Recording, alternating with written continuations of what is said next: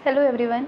इस वीडियो में उत्तर प्रदेश की कृषि व्यवस्था को कवर किया जाएगा कि उत्तर प्रदेश की कृषि व्यवस्था कैसी है, कौन कौन सी नीतियाँ आई हैं, कौन कौन से उत्तर प्रदेश की फसल होती हैं, कितने मानसून की आवश्यकता होती है, कौन कौन सी फसल कब बोए जाते हैं, कब उनका उपजाऊ होता है, कब उनकी कटाई होती है। तो ये सारी चीज़ें इसमें कवर किया जाएगा जो कि उत्तर प्रदेश की सभी परीक्षाओं के लिए बहुत ही ज़्यादा इम्पोर्टेंट है। जितने भी पॉइंट यहाँ पे मिलेंगे पॉइंट वाइज बिल्कुल इम्पॉर्टेंट सेलेक्टिव चीज़ों को इसमें कवर किया गया है जो कि वेरी वेरी इम्पॉर्टेंट है। उत्तर प्रदेश की आर्थिक संपन्नता का मुख्य आधार होता है यहाँ की कृषि अर्थव्यवस्था।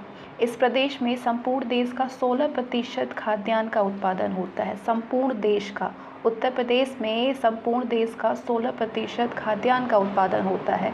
यहाँ पे गन्ना, तिलहन, चावल, आलू, जौ, मक्का, बाजरे का उत्पादन व्यापक स्तर पर किया जाता है। गन्ना, तिलहन, चावल, आलू, जौ, मक्का, बाजरे का उत्पादन व्यापक स्तर पे किया जाता है, बड़े स्तर पे किया जाता है।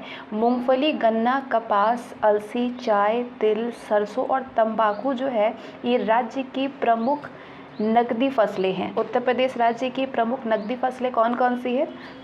मूंगफली है, गन्ना है, कपास है, अलसी है, चाय, तिल, सरसों और तंबाकू है। देश की कुल कृषि योग्य भूमि का 20% भाग जो है वो उत्तर प्रदेश में ही स्थित है। कितने प्रतिशत भाग? 20% भाग। लगभग 73% लोगों की जीविका का प्रमुख साधन कृषि व्यवस्था ही है। 73% लोगों की। उत्तर प्रदेश की अर्थव्यवस्था में कृषि क्षेत्र का पशुपालन सहित 42% का योगदान है। कृषि क्षेत्र का पशुपालन सहित 42% का योगदान है उत्तर प्रदेश की अर्थव्यवस्था में। उत्तर प्रदेश राज्य की 88% भूमि पर खेती की जाती है। 88% ऐसी भूमि है उत्तर प्रदेश की जहाँ पर खेती की जाती है, जिससे कि कुल 68% आय की प्राप्ति होती है। कितने परसेंट? 68%। उत्तर प्रदेश के कुल भौगोलिक क्षेत्रफल के करीब 45% भाग पर गन्ना होता है, 38% भाग पर आलू है, 14% भाग पर तिलहन है और 20% भाग पर खाद्यान्न उत्पादित किया जाता है। ये सबसे ज़्यादा पूछा जाता है, कितने प्रतिशत भाग पर खाद्यान्न होता है? 20% भाग पर। ठीक है, याद रखिएगा ये सारी चीज़ें। उत्तर प्रदेश की कुल आय में कृषि और पशुपालन का योगदान 45% है, जो कि अन्य स्रोतों की अपेक्षा सर्वाधिक है। उत्तर प्रदेश सरकार ने हरित क्रांति को सफल बनाकर राज्य में कृषि के क्षेत्र में महत्वपूर्ण बदलाव किए हैं। प्रदेश के उत्तर पश्चिम भाग में इस क्रांति का विशेष प्रभाव है। उत्तर पश्चिम भाग में उत्तर प्रदेश में औसत भूमि का आकार 0.9 हेक्टेयर है, जो कृषि की उन्नति में सर्व प्रमुख रुकावट है। 0.9 हेक्टेयर। 73% से भी अधिक किसान सीमांत किसान हैं। 73% से भी अधिक किसान क्या हैं? सीमांत किसान हैं। राज्य में 1 हेक्टेयर के आसपास जोतों वाले कृषकों की संख्या करीब 15% है। कितने प्रतिशत? 15% है। यहाँ ये समझना आवश्यक है कि कुल खेती का तात्पर्य वर्ष में शुद्ध खेती किया गया क्षेत्र है और वो क्षेत्र जिसमें एक बार से अधिक खेती की गई हो वो होता है। ठीक है, अब आगे हम बात करेंगे उत्तर प्रदेश कृषि विभाग के बारे में। उत्तर प्रदेश राज्य में कृषि विभाग की स्थापना 1875 में की गई थी। शुरुआती दौर में इस विभाग का मुख्य कार्य कृषि संबंधित आंकड़ों का संकलन करना और आदर्श प्रक्षेत्रों की स्थापना करना था। ठीक है, आदर्श प्रक्षेत्रों की स्थापना करना था और कृषि संबंधित आंकड़ों का संकलन करता था शुरुआती दौर में। 1880 में इस विभाग को भू अभिलेख विभाग से जोड़ दिया गया। 1880 में कृषि विभाग को भू अभिलेख विभाग से जोड़ दिया गया। 1919 में भारत सरकार अधिनियम पारित होने के बाद कृषि क्षेत्र को प्रांतीय विषय में शामिल किया गया। दिसंबर 1919 में कृषि विभाग को एक स्वतंत्र विभाग के रूप में स्थापित किया गया। एक स्वतंत्र निकाय के रूप में स्थापित करने के बाद कृषि क्षेत्र में उपज, पशुपालन, भूमि संरक्षण, गन्ना उत्पादन और उद्यान संबंधित गतिविधियों को शामिल किया गया था।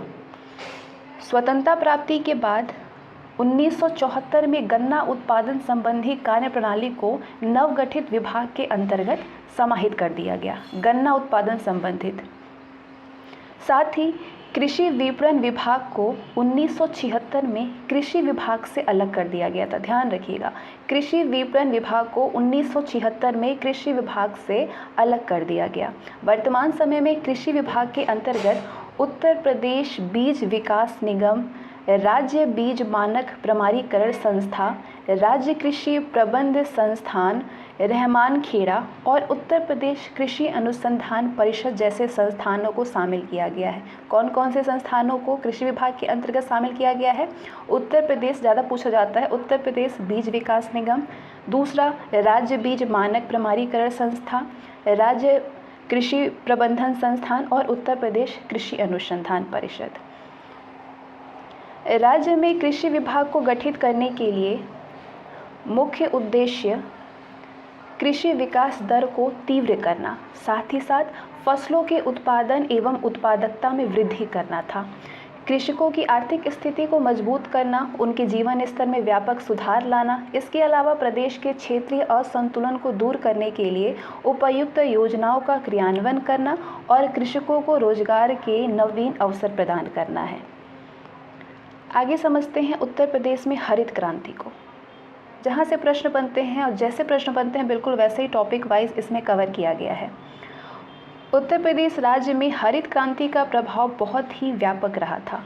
राज्य में हरित क्रांति 2 चरणों में संपन्न हुई थी। पहले चरण के दौरान उत्तर प्रदेश हरित क्रांति सबसे अधिक सफल रही थी, जो पहले चरण में हुआ था। राज्य के इस क्षेत्र में अनेक भौगोलिक परिस्थितियां विद्यमान थी, जिससे कि कृषि क्षेत्र में उन्नत साधनों का इस्तेमाल करके उत्पादन और उत्पादकता की मात्रा को बढ़ाया जा सकता था। हरित क्रांति के पहले चरण के दौरान गेहूं के उत्पादन में व्यापक वृद्धि दर्ज की गई थी। गेहूं के उत्पादन में द्वितीय चरण की हरित क्रांति की शुरुआत उन क्षेत्रों में की गई जो कि क्षेत्र हरित क्रांति के प्रथम चरण से वंचित रह गए थे, उन क्षेत्रों में की गई थी। इस दौरान ऐसे क्षेत्रों का चयन किया गया था जहां पे सिंचाई व्यवस्था का एकमात्र साधन मानसूनी वर्षा थी। ध्यान रखिएगा, जहां पे सिंचाई व्यवस्था का एकमात्र साधन था मानसूनी व्यवस्था, उन क्षेत्रों का चयन किया गया। इस चरण में चावल उत्पादन को विशेष प्राथमिकता दी गई थी। पहले चरण के बाद गेहूं को, दूसरे इसमें चावल उत्पादन को विशेष प्राथमिकता दी गई थी। उत्तर प्रदेश के पूर्वीय भाग में जहां औसत वर्षा 100 सेंटीमीटर से अधिक होती है, द्वितीय हरित क्रांति अधिक सफल रही थी। वर्तमान समय में भी उत्तर प्रदेश का पूर्वीय भाग जो है वो खरीफ फसल उत्पादन के लिए और पश्चिमी भाग रबी फसल उत्पादन के लिए प्रसिद्ध है। ध्यान रखिएगा, उत्तर प्रदेश का पूर्वीय भाग खरीफ फसल उत्पादन के लिए प्रसिद्ध है और पश्चिमी भाग रबी फसल के लिए। आगे बात करेंगे राज्य कृषि उत्पादन मंडी परिषद। राज्य कृषि उत्पादन मंडी परिषद वर्ष 1973 में मंडी समितियों की विभिन्न गतिविधियों और कल्याणकारी योजनाओं के आयोजन, नियंत्रण एवं मार्गदर्शन के लिए राज्य स्तर पर राज्य कृषि उत्पादन मंडी परिषद की स्थापना की गई थी। किस लिए की गई थी? कल्याणकारी योजनाओं के आयोजन, नियंत्रण और मार्गदर्शन के लिए। किसानों को उनकी फसलों का उचित समर्थन मूल्य मिले, इसके लिए परिषद प्रभावशाली ढंग से विभिन्न अधिनियमों को क्रियान्वित करने में प्रासंगिक भूमिका निभाता है। परिषद के सकारात्मक कार्यों के परिणाम स्वरूप कुल आगमन एवं आय में तेजी से वृद्धि हुई। कृषि वर्ष 1972-73 के दौरान राज्य का कुल आवक 37.90 लाख मीट्रिक टन था, जो कि कृषि वर्ष 2018-19 में बढ़कर के 626.45 लाख मीट्रिक टन हो गया। वर्ष 1972-73 में सभी मंडियों में कुल आय 1.92 करोड़ रुपए थी, जो कि 2018-19 में बढ़कर के 1835.14 करोड़ हो गई। ठीक है। राज्य कृषि उत्पादन मंडी परिषद से कृषक वर्ग अनेक रूप से लाभान्वित हुए। कृषक वर्ग जो कि इसमें क्या क्या शामिल थे? जो बेहतर भंडारण सुविधा प्रदान करता है, ये बाजार में निर्माता विक्रेता को सुविधाएं प्रदान करता है, बाजार समितियों की स्थापना करने में सहयोग देता है ताकि कृषि उत्पादकों को भी उचित प्रतिनिधित्व मिल सके, कृषि उपज बिक्री संबंधी विवादों को हल करने में भी सहयोगात्मक भूमिका निभाता है, सही वजन और तराजू का नियमित सत्यापन करता है। साथ ही ये भी देखना है कि निर्माता विक्रेता उचित मूल्य पाने में बचत न रह जाए। बाजार में निर्माता विक्रेताओं को विशेष सुविधा प्रदान करता है। बाजार आसूचना की पर्याप्त व्यवस्था करता है ताकि बाजारों के संबंध में नवीनतम स्थिति से अवगत कराया जा सके। निर्माता विक्रेता से अनुसूचित और अनधिकृत भार और लेवी पर रोक लगाता है। ये सुनिश्चित करता है कि कृषि उत्पादक संपूर्ण बाजार में सुधार के लिए बाजार में धन के उपभोग में अपनी बात स्पष्ट तौर पर रख सके। आगे समझते हैं राज्य की नई कृषि प्रणाली को। उत्तर प्रदेश राज्य की नई कृषि नीति को बढ़ावा देने के लिए 2 मौलिक लक्ष्य निर्धारित किए गए हैं। कौन कौन से? पहला, वैज्ञानिक कृषि को प्रोत्साहित करना और दूसरा, कृषि उत्पादन में औसतन 5.1% की वृद्धि दर को प्राप्त करना। इन 2 मौलिक लक्ष्य को निर्धारित किए गए हैं, वैज्ञानिक कृषि को प्रोत्साहित और कृषि उत्पादन में औसतन 5.1% की वृद्धि। राज्य घोषित की गई कृषि प्रणालियों के निम्नलिखित महत्वपूर्ण बिंदु हैं। ये राज्य द्वारा घोषित की गई कृषि प्रणाली। राज्य में कृषि विकास के लिए 30 करोड़ रुपए की राशि में कृषि विकास विधि स्थापित करने का निर्णय। कृषि में नई आधुनिक तकनीकी उपलब्ध कराने के लिए सभी 75 जिलों में एक कृषि अनुसंधान प्रयोगशाला स्थापित करने की घोषणा। अल्पकालीन एवं दीर्घकालीन लंबे समय के लिए या कुछ समय के लिए उपलब्ध कराने पर इसे विशेष बल दिया गया। देश के कृषिगत निर्यातों में उत्तर प्रदेश की हिस्सेदारी को 7% से बढ़ा करके 12% तक करने का लक्ष्य रखा गया। कृषि क्षेत्र में आलू बीमा निधि तथा रेशम विकास निधि की स्थापना कराने की योजना की गई। नई कृषि नीति के तहत नकदी फसलों के उत्पादन में किसानों को प्रोत्साहन देना, कृषि के वैज्ञानिक तरीकों को किसानों तक पहुंचाने के लिए किसान मित्रों की व्यवस्था करना, सहकारी क्षेत्रों के माध्यम से वितरित कृषि के लिए ऋणों की अदायगी के लिए न्यूनतम 3 साल की अवधि का निर्धारण करना। कितना? न्यूनतम 3 साल की, 3 वर्ष। राज्य में फसल रोपण अनुक्रम की व्यवस्था है जिसमें कि वार्षिक क्रम और वर्षांतर फसल उगाने की व्यवस्था होती है। वार्षिक क्रम में और वर्षांतर फसल। आगे समझते हैं कृषि जलवायु प्रदेश। उत्तर प्रदेश में कृषि को जलवायु के आधार पर 9 भागों में विभाजित किया गया। इससे बाहर कृषि से संबंधित प्रश्न नहीं हो सकते। बाकी चीज़ें जो हैं करंट से आप अपडेट हो सकते हैं, लेकिन मैक्सिमम चीज़ों को यहाँ पे कवर किया गया है। ठीक है, तो उत्तर प्रदेश में कृषि को जलवायु के आधार पर 9 भागों में विभाजित किया गया है। तो सारे 9 भागों को हम समझेंगे एक एक करके पॉइंट वाइज। पहला, भाबर एवं तराई क्षेत्र। इस क्षेत्र का वितरण हिमालय के तलहटी क्षेत्र के बिजनौर, सहारनपुर, मुजफ्फरनगर, रामपुर, बरेली, बहराइच, श्रावस्ती, पीलीभीत, लखीमपुर खीरी, मुरादाबाद आदि जिलों में है। इस क्षेत्र में उष्णार्द्र जलवायु मिलती है। कौन सी जलवायु मिलती है? उष्णार्द्र जलवायु मिलती है। कृषि उत्पादन के दृष्टिकोण से ये जो प्रदेश है उत्तर प्रदेश, वो अत्यधिक महत्वपूर्ण माना जाता है। ये क्षेत्र रबी फसलों के अलावा गन्ना उत्पादन के लिए महत्वपूर्ण माना जाता है। दूसरा, पश्चिमी मैदान। इस क्षेत्र का वितरण मेरठ मंडल एवं आसपास के क्षेत्रों में है। ये क्षेत्र भी कृषि दृष्टिकोण से अधिक महत्वपूर्ण माना जाता है। इस क्षेत्र में बांगर मृदा, जिसे कि पुरातन जलोढ़ मृदा भी कहा जाता है, इसका विस्तार अधिक हुआ है बांगर मृदा का। गेहूं और गन्ना के अलावा फल और सब्जियों के उत्पादन के लिए ये जो क्षेत्र है वो महत्वपूर्ण माना जाता है। पश्चिमी मैदान। मध्य पश्चिमी मैदान। इस क्षेत्र का वितरण बरेली और मुरादाबाद मंडल के क्षेत्रों में विस्तृत है। ये प्रदेश पश्चिमी मैदान भाग में मिला हुआ है। पश्चिमी मैदान भाग में से मिला हुआ है। ठीक है, इस प्रदेश में भी पुरातन जलोढ़ एवं तराई मृदा का विस्तार पाया जाता है। कृषि दृष्टिकोण से ये क्षेत्र जो है वो अधिक महत्वपूर्ण माना जाता है। चौथा है दक्षिण पश्चिमी समशुष्क मैदान। दक्षिण पश्चिमी समशुष्क मैदान। इस क्षेत्र का वितरण किस क्षेत्र में है? आगरा मंडल और उसके आसपास क्षेत्रों में है। इस प्रदेश में जाड़े के मौसम में समशुष्क मैदान है ना। तो जाड़े के मौसम में अधिक ठंड और गर्मी के मौसम में अधिक गर्मी पड़ती है। तो कम वर्षा के कारण इस क्षेत्र में कृषि का विकास उन्नत नहीं है दक्षिण पश्चिमी मैदान में। हालांकि नहरों और सिंचाई करने की पूर्ण व्यवस्था मौजूद है। पांचवा, मध्य मैदानी भाग। मध्य मैदानी भाग के अंतर्गत कानपुर, लखनऊ मंडल एवं फतेहपुर क्षेत्र को शामिल किया जाता है। किस क्षेत्र को? कानपुर, लखनऊ मंडल और फतेहपुर क्षेत्र को। इस क्षेत्र में वर्षा अधिक होती है। यहाँ पे रबी व खरीफ दोनों ही फसलें उगाई जाती हैं। रबी की फसलों के लिए सिंचाई के उन्नत साधनों का इस्तेमाल किया जाता है इस भाग में। अगला भाग है बुंदेलखंड प्रदेश। इस कृषि जलवायु प्रदेश के अंतर्गत झांसी एवं चित्रकूट मंडल के क्षेत्रों को शामिल किया जाता है।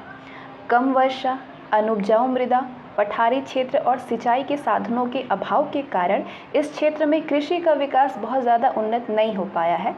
सीमित क्षेत्रों में रबी की फसलें ही उगाई जाती हैं। बुंदेलखंड प्रदेश में, जहाँ पे आपके झांसी और चित्रकूट मंडल के क्षेत्र आते हैं, यहाँ पे रबी की फसलें ही ज़्यादातर उगाई जाती हैं। अधिक उन्नत कृषि व्यवस्था नहीं है।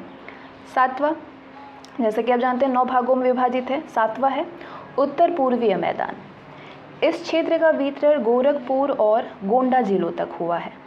उत्तर पूर्वीय मैदान का द्वितीय हरित क्रांति के दौरान इस क्षेत्र में कृषि का विकास बहुत तेजी से हुआ। इस प्रदेश की मुख्य फसल चावल है। गोरखपुर, गोंडा जिलों में, जो कि उत्तर पूर्वीय मैदान का क्षेत्र है, यहाँ पे प्रमुख फसल कौन सी है? चावल है।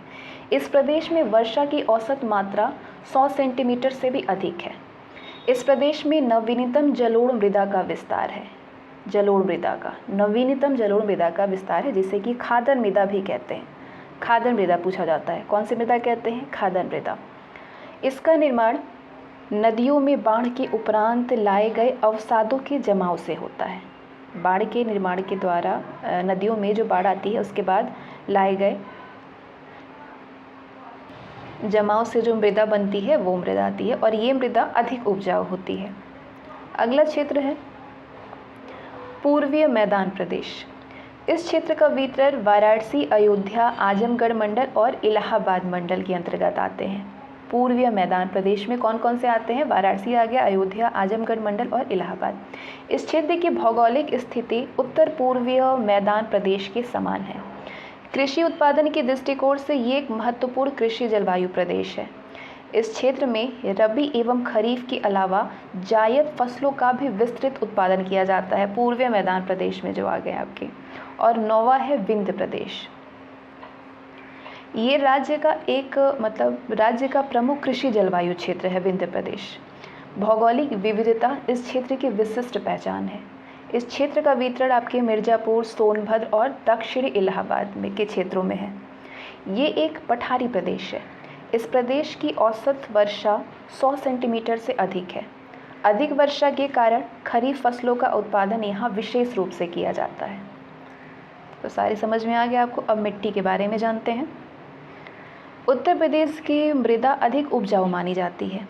हिमालय से निकलने वाली नदियों के द्वारा लगाए गए अवसादों के निरंतर निक्षेपण से उत्तरी भारत के मैदानी भागों का निर्माण हुआ है। तो उत्तर प्रदेश की मृदा अधिक उपजाऊ मानी जाती है।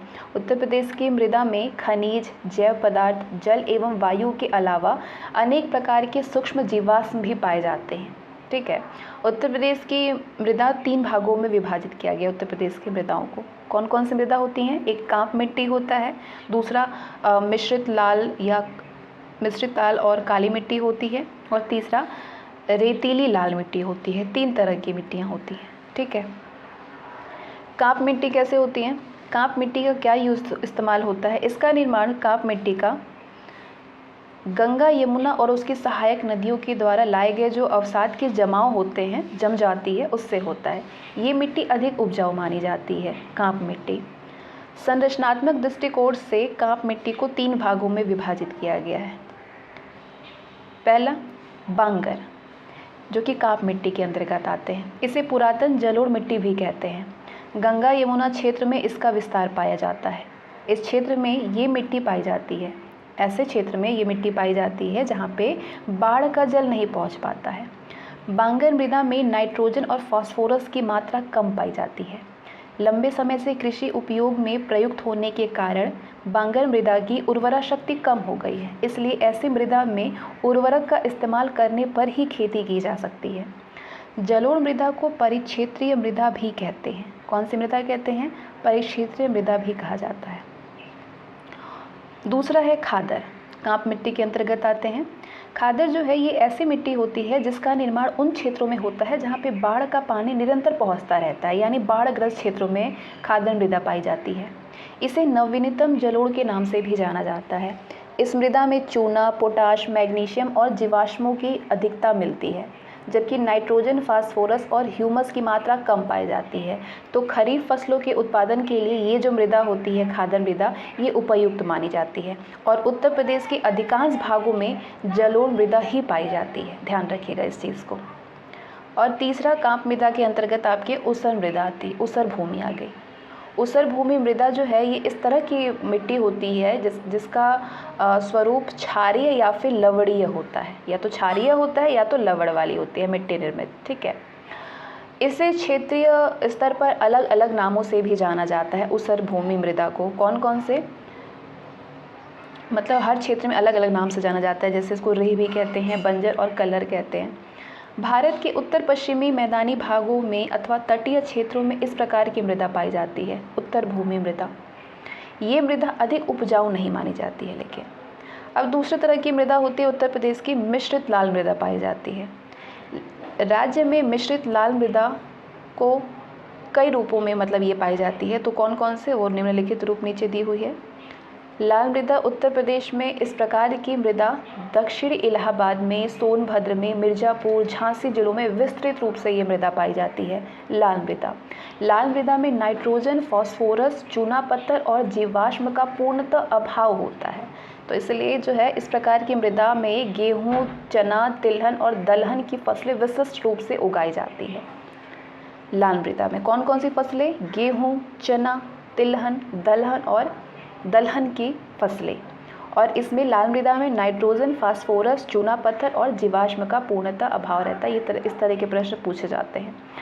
इसके अंतर्गत पड़वा मृदा आते हैं। पड़वा मृदा आपके उत्तर प्रदेश में ये मृदा मुख्य रूप से यमुना नदी घाटी के ऊपरी जिलों में, विशेष करके हमीरपुर में, जालौन जिलों में पाई जाती है। ठीक है, पड़वा मृदा।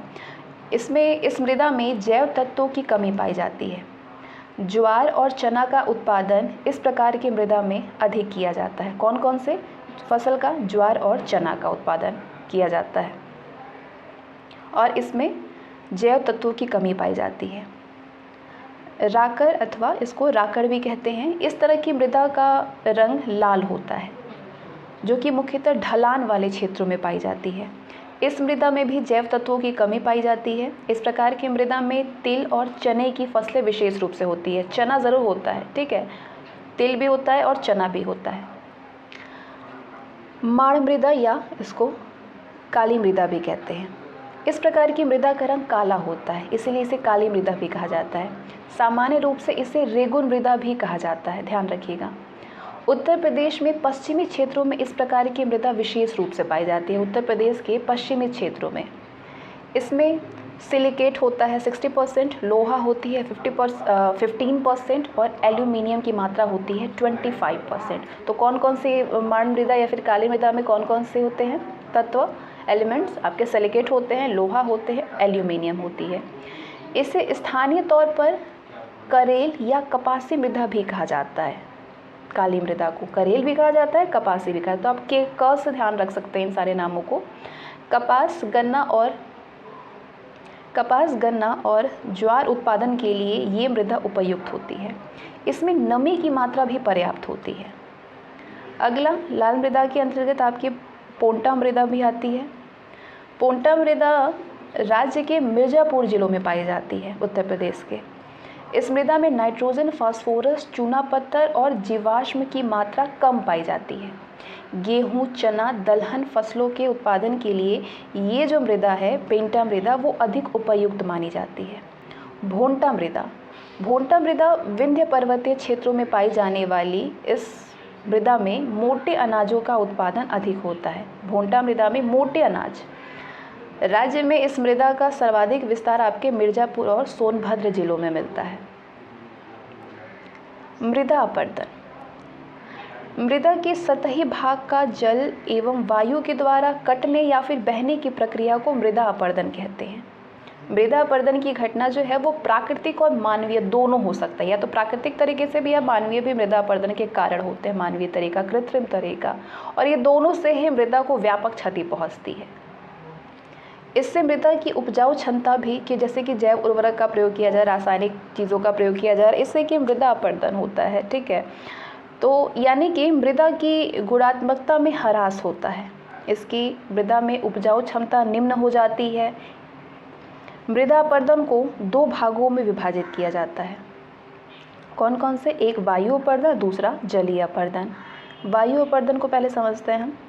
वायु अपरदन जो है उन क्षेत्रों में अधिक होता है जहाँ पे मृदा के कण संगठनात्मक रूप से अधिक कमज़ोर होते हैं। निर्वनीकरण के कारण मृदा के कण कमज़ोर हो जाते हैं और वायु के वेग इन कणों को उड़ाकर अन्यत्र ले जाते हैं।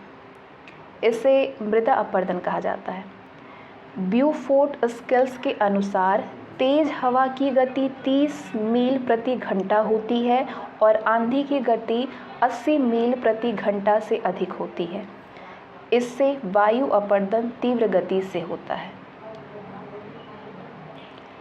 जलीय अपरदन, जलीय अपरदन में मृदा के कणों का अपरदन या फिर कटाव जलीय बहाव के कारण होता है। बलुई मृदा का कटाव सबसे तेजी से होता है। वनों की अनियंत्रित कटाई, अनियंत्रित चराई, अनियंत्रित जुताई और तीव्र वर्षा एवं बाढ़ के कारण जलीय अपरदन तेजी से होता है। जलीय अपरदन के कारण मृदा के ऊपरी आवरण का कटाव हो जाता है। इसके साथ ही मृदा की उर्वरा शक्ति क्षीण हो जाती है। प्रदेश में जलीय अपरदन एक गंभीर समस्या है। अवनालिका अपरदन, ये जो अपरदन है अवनालिका अपरदन, इसकी समस्या प्रदेश में चुनौतीपूर्ण होती है। राज्य का चंबल और यमुना अपवाह क्षेत्र यानी इटावा जालौन, ये अवनालिका अपरदन से अधिक प्रभावित क्षेत्र है। अवनालिका अपरदन उन क्षेत्रों में अधिक तीव्र होती है जहाँ पे मृदा के कण संगठनात्मक रूप से अधिक कमजोर होते हैं। इसमें गहराई के साथ शीर्षस्थ भाग का तीव्र कटाव होता है। चंबल के बीहड़ का निर्माण इसी अवनालिका अपरदन के कारण हुआ है। बलुई मिट्टी का कटाव तीव्र गति से होता है। अब आगे हम जानेंगे राज्य में फसल उत्पादन के बारे में। अलग अलग मौसम में उगाए जाने वाले फसलों के आधार पर उत्तर प्रदेश में मुख्यतः 3 प्रकार की फसलों की खेती की जाती है। कौन कौन सी? रबी की फसल, खरीफ की फसल और जायद की फसल। ये 3 प्रकार की फसल जो है उत्तर प्रदेश में होती है। तो एक एक करके इन तीनों फसलों को हम पॉइंट वाइज समझेंगे। उत्तर प्रदेश, सबसे पहले रबी की फसलें। उत्तर प्रदेश राज्य में रबी की फसलें मुख्य रूप से शीत में अक्टूबर से दिसंबर के मध्य बोई जाती है और फरवरी से अप्रैल के बीच में इसकी कटाई की जाती है। रबी फसलों की ध्यान रखिएगा, शीत में ठंड के समय में अक्टूबर से दिसंबर के बीच में ये बोई जाती है और फरवरी से अप्रैल के बीच में इसकी कटाई होती है रबी फसलों की। रबी फसलों की औसतन जो है कम वर्षा या फिर जल एवं औसत तापमान आपके 18 से 21 डिग्री सेल्सियस की आवश्यकता होती है रबी फसलों के लिए।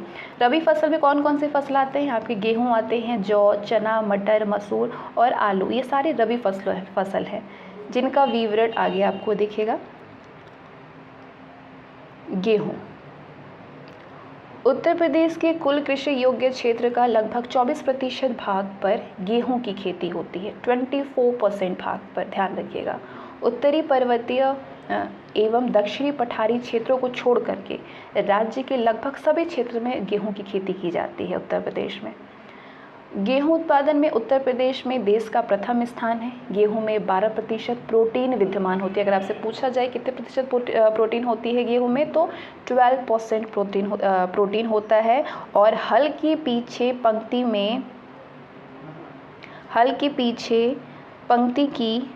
पंक्ति में गेहूं की बुआई 80 से 100 किलोग्राम गेहूं प्रति हेक्टेयर बीज की आवश्यकता होती है। वहीं आपके सीड्रिल से बुआई के लिए 25 से 35 किलोग्राम प्रति हेक्टेयर बीज की आवश्यकता होती है, सीड्रिल से अगर आप कर रहे हैं तो। लेकिन अगर हल से किया जा रहा है बुआई तो 80 से 100 किलोग्राम गेहूँ प्रति हेक्टेयर बीज की आवश्यकता होती है। गेहूँ के लिए 50 सेंटीमीटर से 75 सेंटीमीटर वर्षा और बुआई के समय में 10 से 15 डिग्री सेल्सियस तापमान की आवश्यकता होती है। वर्षा की आवश्यकता कितनी होती है? 50 से 75, और आपके तापमान 10 से 15 डिग्री सेल्सियस होनी चाहिए। गंगा यमुना दोआब क्षेत्र में गेहूं की उत्पादकता दर सबसे अधिक होती है। उत्तर प्रदेश में सर्वाधिक गेहूं का उत्पादन गोरखपुर जिले में होता है। इसके अलावा आपके मेरठ, बुलंदशहर, सहारनपुर, अलीगढ़, आगरा, मुजफ्फरनगर, मुरादाबाद, इटावा, कानपुर, फर्रुखाबाद और फतेहपुर जिलों में खेती की जाती है। लेकिन सर्वाधिक स्तर पर अगर आपसे पूछा जाए उत्पादन कहाँ पे होता है तो गोरखपुर जिलों में होता है। राज्य के पूर्वी और उत्तर पूर्वीय जिलों में वर्षा की अधिकता के कारण गेहूं का उत्पादन कम होता है। अब समझते हैं चना को। चना क्या है? रबी फसल है, ध्यान रखिएगा। ये उत्तर प्रदेश के सर्वाधिक उगाई जाने वाली दलहन फसल है। इसकी खेती राज्य के उन क्षेत्रों में किया जाता है जहाँ पे हल्की दोमट और शुष्क मिट्टी पाई जाती है, उन क्षेत्रों में चना की जाती है। चना की उपजाने के लिए किस मिट्टी की आवश्यकता होती है? हल्की दोमट मिट्टी या शुष्क मिट्टी। चने के लिए वर्षा की आवश्यकता कितने सेंटीमीटर होनी चाहिए? 30 से 50 सेंटीमीटर होनी चाहिए। और जब बुआई होती है उस टाइम पे कितना तापमान होना चाहिए? 15 से 25 डिग्री सेल्सियस की आवश्यकता होती है। और चने की बुआई के लिए 70 से 80 किलोग्राम प्रति हेक्टेयर बीज की आवश्यकता होती है। कितने? 70 से 80 किलोग्राम। इसके प्रमुख उत्पादन जिले हैं चना के। कहाँ कहाँ पे उत्पादन होता है चना का? बांदा में, हमीरपुर में, झांसी में, ललितपुर, जालौन, मिर्ज़ापुर, सोनभद्र, कानपुर, फतेहपुर, सीतापुर, बाराबंकी, इलाहाबाद और आगरा। इसका सर्वाधिक अगर उत्पादन आपसे पूछा जाए तो हमीरपुर में होता है। अब समझते हैं सरसों के बारे में। सरसों उत्तर प्रदेश की सर्वाधिक उगाई जाने वाली तिलहन फसल है। सरसों उत्पादन में उत्तर प्रदेश देश का दूसरा स्थान है। उत्तर प्रदेश का देश में सरसों उत्पादन के मामले में कौन सा स्थान है? दूसरा, ध्यान रखिएगा। इसकी खेती स्वतंत्र रूप से में या फिर गेहूं, मटर और जौ के साथ मिश्रित रूप में की जाती है, एक साथ की जाती है गेहूं, मटर और जौ के साथ में। सरसों की खेती के लिए बीजारोपण दर 5 किलोग्राम प्रति हेक्टेयर पाया जाता है। इसके प्रमुख उत्पादन जिले हैं। सरसों कहाँ कहाँ पे उत्पादन होता है? गोंडा में, बहराइच, मिर्ज़ापुर, सोनभद्र, कानपुर, सीतापुर, सहारनपुर, एटा, मेरठ, अयोध्या, इटावा, सुल्तानपुर, मथुरा, अलीगढ़ और बुलंदशहर सरसों के उत्पादन के लिए प्रमुख जिले हैं। जौ को समझते हैं। जौ उत्तर प्रदेश में जौ के उत्पादन दूसरा स्थान है उत्तर प्रदेश का, जौ के उत्पादन के मामले में। राज्य में जौ का उत्पादन मुख्य रूप से शुष्क एवं कांप मिट्टी क्षेत्र में होती है।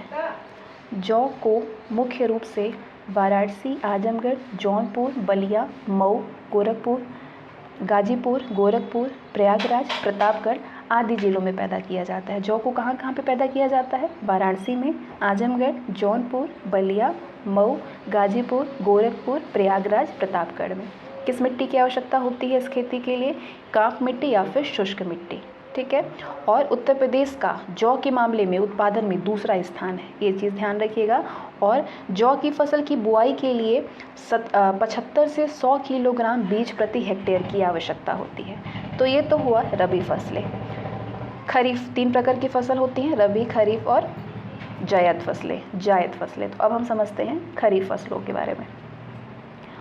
उत्तर प्रदेश राज्य में खरीफ फसलों को मानसून आगमन के समय यानी मई से जुलाई के बीच बोया जाता है और मानसून जब लौटती है उसके बाद में सितंबर अक्टूबर के बीच इसकी कटाई की जाती है, काट लिया जाता है।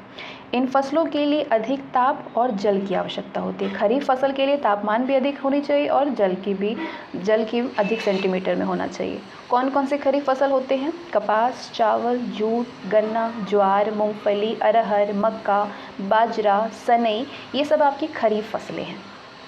तो एक एक करके इन सारी फसलों के बारे में समझेंगे। कितनी वर्षा की आवश्यकता होती है, कौन सी मिट्टी इसके लिए चाहिए, कितना तापमान चाहिए, कौन से क्षेत्र उत्पादन के लिए सर्वश्रेष्ठ माना जाता है। उत्तर प्रदेश राज्य का चावल उत्पादन में दूसरा स्थान है। राज्य की लगभग 18% कृषि योग्य भूमि पर चावल की खेती की जाती है। 18% कृषि योग्य भूमि पर। राज्य में धान की बुआई मई जून के महीने में की जाती है और कटाई सितंबर अक्टूबर के बीच में की जाती है। धान को मतलब छींट करके जो बुआई की जाती है उसमें आपके 40 से 100 किलोग्राम प्रति हेक्टेयर बीज की आवश्यकता होती है। वहीं अगर चावल के उन्नत बीज के प्रति हेक्टेयर की बीजारोपण की बात करें तो इसका दर 15 किलोग्राम होता है। जाबो एक ग्रामीण क्षेत्र है। जाबो एक ग्रामीण खेती है, जाबो क्या है? एक ग्रामीण खेती है। यहाँ पे ये नागालैंड के अंगांगी जनजातियों में प्रचलित है। जाबो नागालैंड के अंगांगी जनजातियों में प्रचलित है। इस विधि में ये एक विधि होता है जाबो, ठीक है। इस हर जगह पे खेती की अलग अलग विधि का प्रयोग किया जाता है। तो ये जाबो जो है ये ग्रामीण खेती है जो कि नागालैंड की अंगांगी जनजातियों में प्रचलित है और इस विधि में चावल की खेती की जाती है। इसे बोते समय 20 डिग्री सेल्सियस तापमान और पकते समय 27 डिग्री सेल्सियस तापमान की आवश्यकता होती है। इसे 75 से 125 सेंटीमीटर वर्षा की आवश्यकता होती है। चावल की खेती के लिए चिकनी उपजाऊ या फिर दोमट मिट्टी की आवश्यकता होती है। ध्यान रखिएगा, चावल की खेती के लिए चिकनी उपजाऊ मिट्टी या दोमट मिट्टी की आवश्यकता होती है। वर्षा की आवश्यकता कितनी होती है? 75 से 125 सेंटीमीटर। और जब बोई जाती है उस टाइम पे 20 डिग्री सेल्सियस तापमान होनी चाहिए और जब पकता है उस टाइम पे 27 डिग्री सेल्सियस तापमान होनी चाहिए। प्रदेश के तराई क्षेत्रों में मुख्यतः आपके श्रावस्ती, महाराजगंज, बहराइच, कुशीनगर, देवरिया, बलरामपुर, पीलीभीत, सहारनपुर, मऊ, बलिया, वाराणसी और लखनऊ जिलों में चावल की खेती की जाती है। इन सारे जिलों में चावल की खेती की जाती है, मतलब तराई क्षेत्रों में। और धान में भूसी का प्रतिशत अनुमानतः आपके 20% तक होता है। जो भूसी निकल जाती है धान में उसके बाद जो चावल बच जाती है, लेकिन भूसी कितना होता है? 20% होता है। तो ईंधन के रूप में इसका उपयोग किया जाता है। चावल में 6 to 7% प्रोटीन पाया जाता है। प्रोटीन कितना पाया जाता है चावल में? 6 से 7%। पटसन यानी जूट को पटसन भी कहते हैं। उत्तर प्रदेश के तराई क्षेत्रों में और सरयू और घाघरा नदियों के दोआब क्षेत्रों में जूट की खेती की जाती है। उत्तर प्रदेश में ये फसल जून और जुलाई महीनों में बोई जाती है। जूट जो है पटसन वो जून और जुलाई के महीने में बोई जाती है और इसकी कटाई होती है सितंबर से अक्टूबर के महीने में। उत्तर प्रदेश के बहराइच में, महाराजगंज में, देवरिया, गोंडा, सीतापुर, गोरखपुर और लखीमपुर खीरी में जूट का उत्पादक जिला है। ये प्रमुख क्षेत्र है जहाँ पे जूट उत्पादक होती है। गन्ना को समझते हैं। तो गन्ना जो है राज्य का सबसे महत्वपूर्ण नकदी या फिर व्यवसायिक फसल है। गन्ना को व्यवसायिक फसल भी कहा जाता है, ध्यान रखिएगा, और नकदी फसल भी, ठीक है। कृषि योग्य भूमि के 13% भाग पर गन्ना बोया जाता है। 13% भाग पर। गन्ने के सर्वाधिक उत्पादन के कारण ही उत्तर प्रदेश को भारत का शक्कर का कटोरा कहा जाता है। यहाँ पे गन्ना उत्पादकों की संख्या सर्वाधिक होती है। भारतीय गन्ना अनुसंधान संस्थान कहाँ पे है? लखनऊ में है। ईख, ऊख, गन्ना ये सारे आपके शुगर केन के ही नाम हैं। तो ईख की अर्धसाली किस्म की फसल अवधि 18 महीने की होती है। इसकी खेती के लिए 20 से 26 डिग्री सेल्सियस तापमान की आवश्यकता होती है और 100 से 200 सेंटीमीटर वर्षा की आवश्यकता होती है। और मिट्टी की बात करें तो गन्ना के लिए चिकनी दोमट मिट्टी की आवश्यकता होती है। उत्तर प्रदेश में गन्ना उत्पादन के 2 प्रमुख क्षेत्र तराई क्षेत्र और गंगा यमुना दोआब क्षेत्र है। तराई इलाके में वार्षिक वर्षा सर्वाधिक होने से यहाँ पे नमी की मात्रा बनी रहती है। तो किस क्षेत्र में आपके गन्ना उत्पादन होता है? तराई क्षेत्र के अंतर्गत आपके रामपुर आ गया, बरेली, पीलीभीत, सीतापुर, लखीमपुर खीरी, गोंडा, अयोध्या, आजमगढ़, मऊ, जौनपुर, बस्ती, बलिया, महाराजगंज, देवरिया और गोरखपुर जिले हैं। गंगा यमुना दोआब क्षेत्र में मेरठ, गाजियाबाद, मुजफ्फरनगर, सहारनपुर, बुलंदशहर, अलीगढ़ और मुरादाबाद आदि जिले हैं। तराई क्षेत्र आपके ये सारे हैं और गंगा यमुना दोआब क्षेत्र ये सारे जहाँ पे गन्ना की उत्पादकता होती है। इसका सर्वाधिक उत्पादन आपके मुजफ्फरपुर में, अगर आप पूछा जाए गन्ना का सर्वाधिक उत्पादन उत्तर प्रदेश के किस जिले में, तो मुजफ्फरनगर में होता है, ठीक है। 2019 में राज्य में गन्ना का सर्वाधिक उत्पादक जिला शामली रहा था 2019 में। तो बाकी चीज़ों से आप करंट अफेयर से अपडेट हो सकते हैं। और गन्ना रूट क्रॉप फसल नहीं है। आलू, चुकंदर, शकरकंद ये सारे आपके रूट क्रॉप है, लेकिन गन्ना रूट क्रॉप में नहीं आता है। अब समझते हैं कपास को। उत्तर प्रदेश में कपास की खेती गंगा, यमुना, दोआब, बुंदेलखंड में सिंचाई के माध्यम से की जाती है।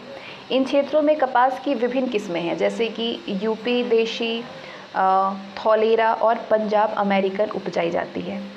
नाम ध्यान रखिएगा, कपास की विभिन्न किस्में हैं। कौन कौन सी किस्म, अगर किस्म पूछा जाए तो यूपी देशी, थौलेरा और पंजाब अमेरिकन। राज्य में इसकी खेती मुख्यतः आपके मेथी, मूंग, तोरिया, बरसीम, क्लोनग इत्यादि के साथ की जाती है। कपास की बुआई होती है जून जुलाई में और कटाई होती है अक्टूबर नवंबर में। इसकी मतलब इस कपास को चुगाई कहा जाता है, तो चुगाई कर ली जाती है। इसके प्रमुख उत्पादक जिले हैं कपास के। कहाँ कहाँ पे उत्पादन होता है? सहारनपुर में, मुजफ्फरनगर में, मेरठ, गाजियाबाद, बुलंदशहर, अलीगढ़, आगरा, फिरोज़ाबाद, कानपुर, रामपुर, बरेली, मुरादाबाद, मथुरा, मैनपुरी और फर्रुखाबाद। अगली फसल है आपकी खरीफ में अरहर। अरहर खरीफ की दलहन फसल है। इसकी बुआई और कटाई के समय ऊंचे ताप और फली लगने के समय में निम्न ताप की आवश्यकता होती है। सर्वाधिक प्रोटीन सोयाबीन में पाया जाता है, जो कि दलहन में आते हैं। ये आपके सोयाबीन में सर्वाधिक प्रोटीन पाया जाता है, सबसे रिच है प्रोटीन के मामले में सोयाबीन, ये आप सबकी मालूम होना चाहिए। तो अरहर की बुआई कब होती है? जून जुलाई में बुआई होती है और इसकी कटाई की जाती है मार्च अप्रैल में। इसके लिए अरहर की खेती के लिए बलुई दोमट मिट्टी उपयुक्त मानी जाती है। अरहर की खेती कहाँ कहाँ पे? वाराणसी, हमीरपुर, झांसी, ललितपुर, इलाहाबाद, लखनऊ जिलों में इसका व्यापक स्तर पर उत्पादन होता है अरहर का। अरहर की खेती में बीज की मात्रा 12 से 15 किलोग्राम प्रति हेक्टेयर की आवश्यकता होती है बीज की। अब समझते हैं बाजरा को। बाजरा क्या है? एक खरीफ फसल है। उत्तर प्रदेश में बाजरे की खेती उन क्षेत्रों में होती है जहाँ पे 50 सेंटीमीटर से कम वर्षा होती है। बाजरे की खेती के लिए वर्षा 50 सेंटीमीटर से कम होनी चाहिए। बाजरे की खेती की बुआई की बात करें तो ये सामान्यतः मई से जुलाई के बीच में बोई जाती है और सितंबर से दिसंबर के बीच में काट ली जाती है। बाजरे कहाँ कहाँ पे होते हैं? प्रमुख उत्पादन होता है आगरा, अलीगढ़, मुरादाबाद, मथुरा, बदायूं, फिरोज़ाबाद, इटावा, मैनपुरी, कानपुर, गाजीपुर, शाहजहांपुर, प्रतापगढ़ आदि। बाजरा का सबसे अधिक उत्पादन अलीगढ़ ज़िले में होता है। कहाँ पे होता है? अलीगढ़ ज़िले में होता है। मूंगफली खरीफ की प्रमुख फसल मानी जाती है। मूंगफली की बुआई होती है जून जुलाई में और कटाई नवंबर दिसंबर में की जाती है। इसके लिए बलुई मृदा सबसे अधिक उपयुक्त मानी जाती है। कहाँ कहाँ पे उत्पादन होता है मूंगफली का? सीतापुर, हरदोई, एटा, बदायूं, मैनपुरी, मुरादाबाद जिलों में मूंगफली का उत्पादन किया जाता है। मक्का। उत्तर प्रदेश में मक्का की कृषि वर्षा के सहारे होती है। वर्षा के सहारे मक्का खेती होती है। बुआई होती है मई जून में, लेकिन कटाई होती है अगस्त सितंबर में। राज्य में मक्का का उत्पादन होता है मेरठ, गाजियाबाद, बुलंदशहर, फर्रुखाबाद, बहराइच, गोंडा, एटा, जौनपुर, फिरोज़ाबाद और मैनपुरी जिलों में। गरीब वर्गों में मक्का का सेवन विशेष रूप से किया जाता है। गरीब वर्गों में, गरीब लोगों में, मतलब भारत में उत्तर प्रदेश का मक्का उत्पादन के मामले में तीसरा स्थान है। ये एक किस्म होती है मक्का का संकर मक्का। बीज दर इसकी 20 से 25 किलोग्राम प्रति हेक्टेयर पाया जाता है। तंबाकू खरीफ फसल है। उत्तर प्रदेश में तंबाकू का उत्पादन मुख्य रूप से वाराणसी, मेरठ, गाजियाबाद, बुलंदशहर, मैनपुरी, सहारनपुर और फर्रुखाबाद जिलों में किया जाता है। अफीम। राज्य में अफीम की खेती सीमित क्षेत्रों में की जाती है। राज्य में अफीम का सर्वाधिक उत्पादन बाराबंकी जिले में होता है। इसके अलावा गाजीपुर में भी अफीम का उत्पादन होता है, लेकिन अगर सर्वाधिक उत्पादन की बात करें तो बाराबंकी में होता है। राज्य की एकमात्र अफीम फैक्ट्री आपके गाजीपुर जिले में स्थित है। अफीम फैक्ट्री पूछी जाए तो एकमात्र गाजीपुर में है ये। जायद की फसलें, ठीक है, रबी खरीफ समझ लिया आपने। अब जायद की फसलों को समझते हैं। उत्तर प्रदेश राज्य में जायद फसलों की खेती रबी और खरीफ फसलों के मध्यवर्ती समय में की जाती है। जायद की फसलों के लिए अधिक ताप की आवश्यकता होती है। जायद की फसलों को मार्च के टाइम में बोया जाता है और जून में काट लिया जाता है। कहने का मतलब है कि जब खरीफ और रबी की फसल की खेती होती है उसके बीच के समय में आपके जायद की खेती होती है। तो जायद की प्रमुख फसलें कौन कौन से हैं, जैसे कि आपका तरबूजा हो गया, खरबूजा हो गया, ककड़ी, खीरा, मूंग, लोबिया, ये सब आपकी जायद फसलों में आती है। तरबूज और खरबूजा की बात करें तो उत्तर प्रदेश राज्य में तरबूज जायद की फसल है। तेज तापमान और बलुई मृदा क्षेत्र में इसका उत्पादन हो ज़्यादातर ये बालुई क्षेत्र में होता है। भले इसमें पानी होती है लेकिन ये होता इसकी उपजाऊ होती है बालुई क्षेत्रों में। अम्लीय भूभाग पर इसे आसानी से उगाया जा सकता है।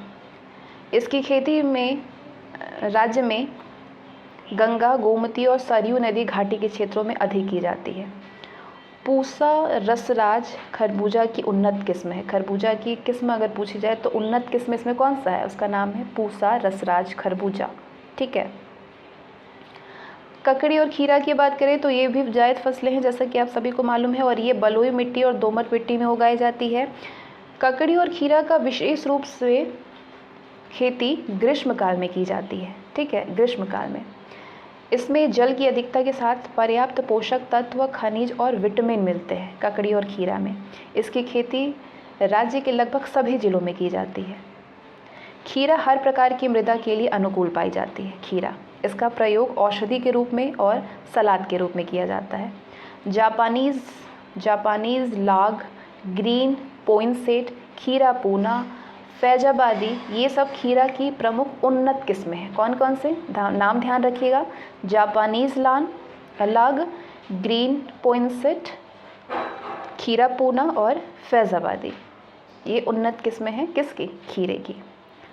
मूंग और लोबिया, मूंग और लोबिया ऐसी जायद फसलें हैं जिनका उपयोग दाल और पशुओं के चारे के रूप में किया जाता है। मूंग और लोबिया का ये किसी भी मौसम में उगाई जा सकती है। मूंग और लोबिया एक ऐसा खेती है जो कि किसी भी मौसम में की जा सकती है, उगाई जा सकती है, ऐसी फसल है ये।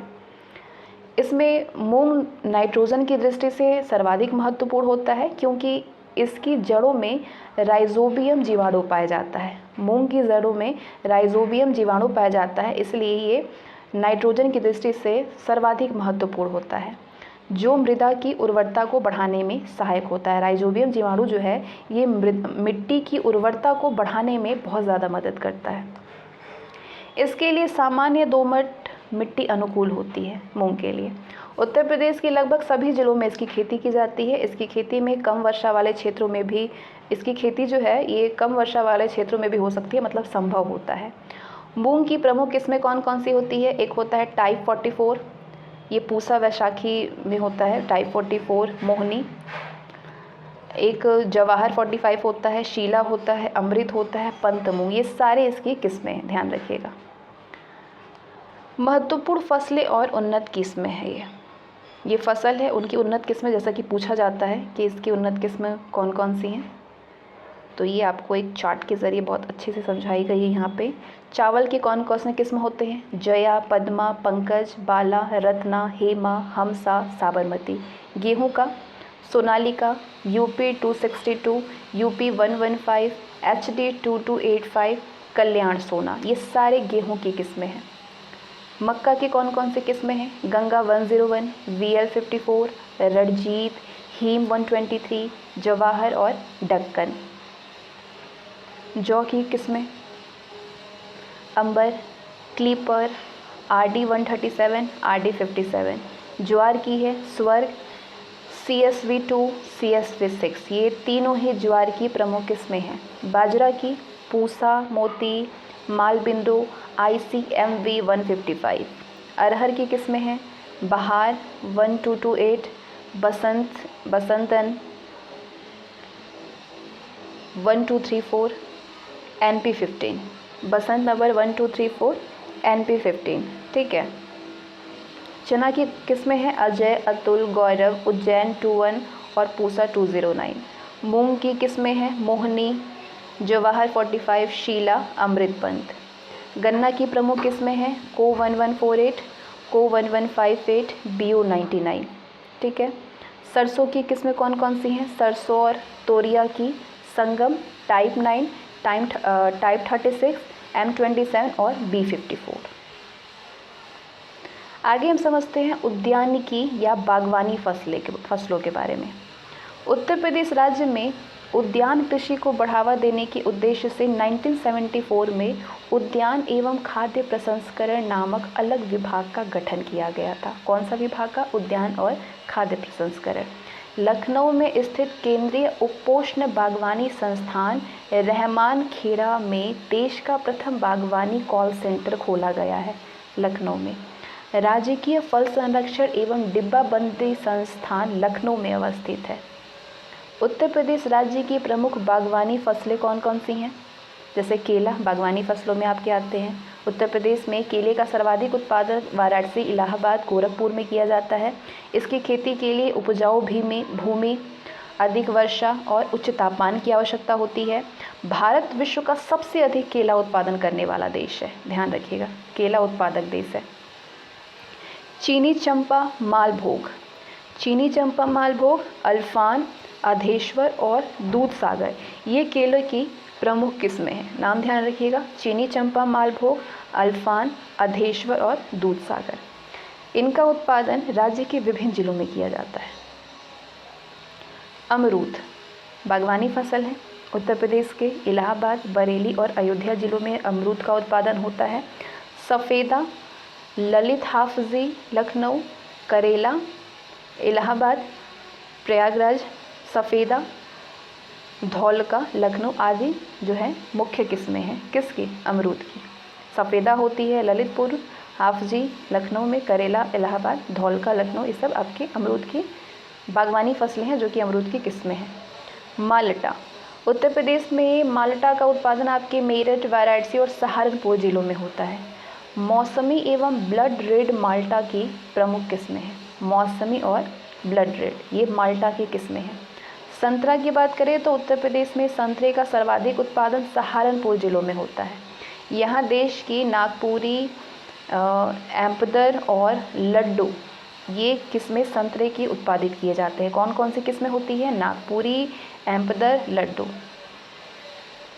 लीची, उत्तर प्रदेश में लीची का सर्वाधिक उत्पादन सहारनपुर और मेरठ जिलों में होता है। लीची का संवर्धन करने के लिए गोटी का प्रयोग होता है। नींबू का उत्पादन मुख्य रूप से राज्य में सहारनपुर और मेरठ जिलों के अलावा राज्य से पूर्वीय जिलों में सबसे अधिक पाया जाता है। आम की बात करें तो उत्तर प्रदेश के मध्यवर्ती और पश्चिमी जिलों में मुख्यतः आपके लखनऊ, बरेली, मेरठ, गाजियाबाद, कानपुर, सहारनपुर, हरदोई आदि जिलों में आम का उत्पादन होता है। लखनऊ के मलिहाबाद का दशहरी आम, सहारनपुर का दशहरी व चौसा आम, मेरठ का रटौल और वाराणसी का लंगड़ा आम प्रसिद्ध है। प्रदेश में उत्पादित आम को नवाब ब्रांड नाम से प्रचारित किया जाता है। दशहरी आम का व्यापक पैमाने पर निर्यात भी किया जाता है। दशहरी आम का जो कि बड़े बड़े येलो कलर के होते हैं। टपका आम की फसल का अंतिम चरण माना जाता है। आम की फसल का अंतिम चरण टपका आम होता है, छोटा छोटा, इसे सीकर भी कहते हैं। पपीता, उत्तर प्रदेश राज्य में पपीता का सर्वाधिक उत्पादन सहारनपुर, उन्नाव, लखनऊ और अयोध्या जिलों में किया जाता है। आंवला की बात करें तो आंवला औषधीय गुणों से युक्त फल है। उत्तर प्रदेश में इसकी खेती व्यावसायिक स्तर पर की जाती है। आंवला की उत्तर प्रदेश में सर्वाधिक आंवले की खेती प्रतापगढ़ जिले में की जाती है। आंवले की खेती सर्वाधिक कहाँ पे होती है? उत्तर प्रदेश की प्रतापगढ़ जिले में होती है। इसके अतिरिक्त रायबरेली, सुल्तानपुर और जौनपुर में भी आंवले की खेती की जाती है। अब ये राज्य की प्रचलित फल पट्टी क्षेत्र है। फल पट्टी क्षेत्र जैसे माल, मलिहाबादी लखनऊ का, काकोरी, बख्शी तालाब ये आपके सारे लखनऊ में आते हैं, जो कि यहाँ पे आम होता है। फल पट्टी क्षेत्र है आम का फल पट्टी क्षेत्र आपका सयाना और ऊंचा गांव है जो कि बुलंदशहर में है। फैज़ाबाद का जो कि आपका अयोध्याबाद है, यहाँ पे मसौदा और सुहावल है। और मसूदाबाद सीतापुर का, शाहाबाद हरदोई का। गजरौल और हसनपुर जिसका जनपद मुरादाबाद है, ये आम का फल पट्टी क्षेत्र है। शाहजहांपुर और माजरा मेरठ का आम का फल पट्टी क्षेत्र है जो कि मेरठ जनपद में है। सफ़ीपुर, हसनगंज, औरासा, मियाँगंज, फतेहपुर चौरासी उन्नाव में है। कुंडा, काला कांकर, सदरवंग, सैरा ये आपके प्रतापगढ़ में है जो कि आम और आंवला का फल पट्टी क्षेत्र है। अमरोहा और जोया ये आम का फल पट्टी क्षेत्र है जो कि ज्योतिबा फुले नगर में है। देवा और बंकी ये बाराबंकी में आपकी आम की फल पट्टी क्षेत्र हैं। ककराला बंदायूं में अमरूद का फल पट्टी क्षेत्र है। आम का फल पट्टी क्षेत्र बागपत का खेकड़ा, जानी और पिलाना है। सहारनपुर में आम का बेहट है। और कौशाम्बी आम का फल पट्टी क्षेत्र है इलाहाबाद का चायल और मूरतगंज, ध्यान रखिएगा इसको। राज्य में बागवानी कृषि का विकास। आगे बात करते हैं राज्य में बागवानी कृषि का कैसे विकास हुआ। उत्तर प्रदेश में उद्यान की खेती के विकास की असीम संभावनाओं को देखते हुए 1974 में उद्यान एवं प्रसंस्करण विभाग की स्थापना की गई थी। राज्य की विभिन्न कृषि जलवायु परिस्थितियों का मूल्यांकन करने के बाद विभाग के द्वारा लखनऊ, प्रयागराज, बस्ती, सहारनपुर और झांसी में औद्योगिक प्रयोग एवं प्रशिक्षण केंद्र स्थापित किए गए। कहाँ पे किए गए औद्योगिक प्रयोग एवं प्रशिक्षण केंद्र स्थापित? लखनऊ, प्रयागराज, बस्ती, सहारनपुर और झांसी में। लखनऊ केंद्र जो है ये आम के लिए और प्रयागराज केंद्र अमरूद प्रशिक्षण एवं प्रयोग संबंधित कार्य करते हैं। लखनऊ केंद्र जो है आम के लिए, प्रयागराज केंद्र अमरूद के लिए प्रशिक्षण और प्रयोग संबंधित कार्य करते हैं। राज्य में आम, अमरूद, आंवला के उत्पादन एवं क्षेत्र में बढ़ोतरी के लिए सहारनपुर, मेरठ, बागपत, बुलंदशहर, प्रतापगढ़, वाराणसी, लखनऊ, उन्नाव, सीतापुर, जेपी नगर, हरदोई, अयोध्या, कौशाम्बी एवं बदायूं फल पट्टिका क्षेत्र संचालित किए गए हैं आम, अमरूद और आंवला के उत्पादन के लिए और इसकी बढ़ोतरी में। इस क्षेत्रों में सरकार के द्वारा नए उद्यानों के रोपण एवं पुराने उद्यान के विकास के लिए अनुदान दिया जाता है। उत्तर प्रदेश में राज्य उद्यान मिशन के अंतर्गत 45 जिलों में फल, शाक भाजी, पुष्प, मसाला और औषधीय फसलों के क्षेत्र एवं उत्पादन के लिए विशेष कार्यक्रम संचालित किए जा रहे हैं। फल के लिए शाक भाजी यानी साग के लिए, जो साग होते हैं आपके पालक हो गया, चुराई हो गया, मेथी हो गया, तो साग भाजी इसको कहते हैं। और फूल के लिए मसाला और औषधीय फसलों के लिए। साथ ही सिंचाई को व्यवस्थित करने के लिए national mission on micro irrigation के तहत डीप व स्प्रिंकलर सिंचाई सिस्टम भी स्थापित किया गया है। कौन सा सिस्टम?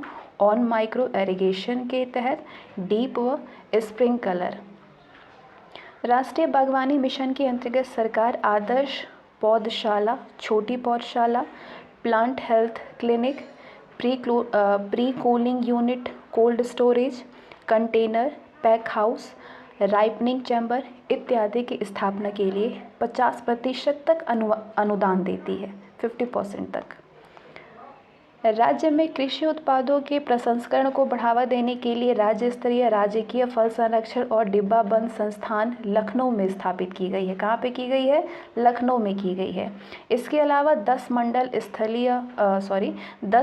स्तरीय शिक्षण संस्थान है, 10 मंडल। इसके अतिरिक्त आपके लखनऊ में केंद्रीय उपोषण बागवानी संस्थान की स्थापना की गई है। कहाँ पे की गई है? लखनऊ में की गई है। देश का पहला बागवानी कॉल सेंटर आपकी रहमान खेड़ा में खोला गया है। कहाँ पे खोला गया है? रहमान खेड़ा में। आगे समझते हैं सब्जी एवं फल उत्पादन को। आलू उत्पादन के मामले में उत्तर प्रदेश का स्थान भारत में प्रथम है। उत्तर प्रदेश का स्थान, पूरे भारत की बात हो रही है आलू उत्पादन में। उत्तर प्रदेश के करीब सभी फसलों में आलू का उत्पादन किया जाता है, लेकिन इसका मुख्य उत्पादन आपके फर्रुखाबाद में, कन्नौज में, हाथरस, आगरा, मेरठ, बागपत, फिरोज़ाबाद, बदायूं, रामपुर, अलीगढ़, गाज़ियाबाद और इटावा जिलों में किया जाता है। आलू और अन्य शाक सब्जियों के अनुसंधान के लिए प्रदेश गाज़ियाबाद ज़िले में एक आलू अनुसंधान केंद्र स्थापित किया गया है उत्तर प्रदेश के गाज़ियाबाद ज़िले में।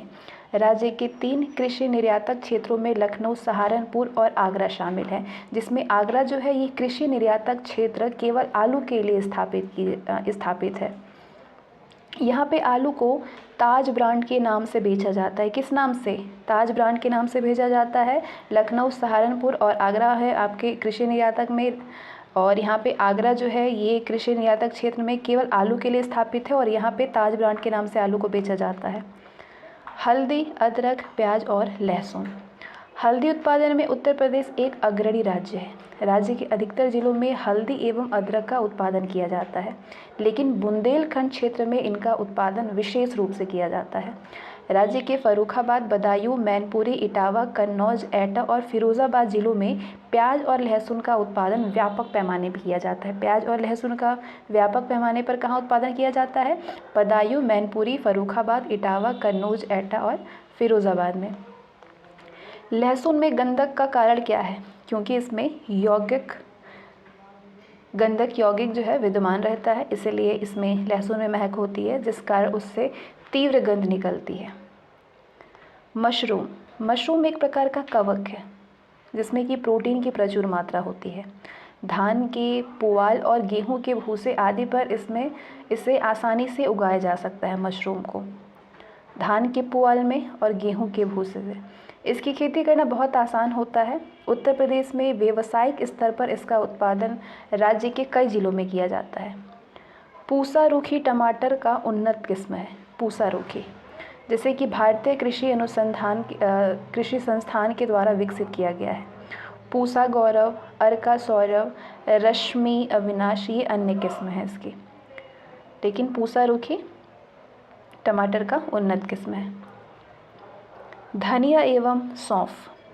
उत्तर प्रदेश में धनिया और सौंफ की खेती मुख्य रूप से देवरिया में, कुशीनगर, आजमगढ़, गोरखपुर, मऊ, जौनपुर, सुल्तानपुर, अयोध्या और अंबेडकर नगर जिलों में की जाती है। आगे हम समझते हैं पुष्पोत्तन तथा तेल एवं औषधि उत्पादन को।